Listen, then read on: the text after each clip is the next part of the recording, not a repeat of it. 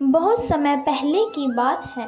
पहाड़ों से घिरे एक छोटे से गांव में शिवराम नाम का किसान रहता था। गांव में उसका छोटा सा खेत और किनारे पर बसी मिट्टी की झोपड़ी ही उसकी पहचान थी।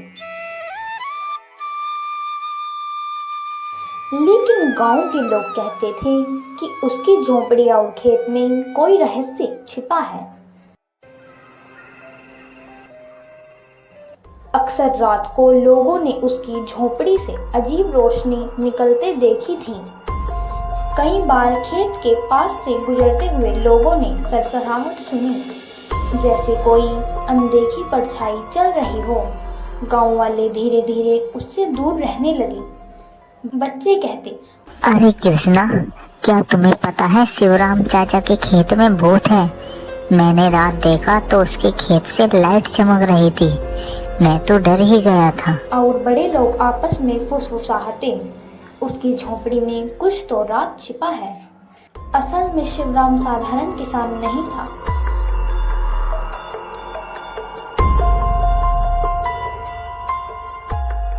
उसने अपनी जवानी में एक पुराने महात्मा से खेती और औषधीय पौधे का ज्ञान पाया था।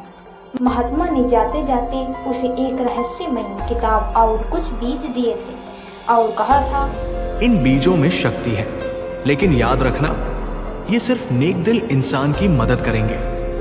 लालची और बुरे इंसान को ये विनाश देंगे।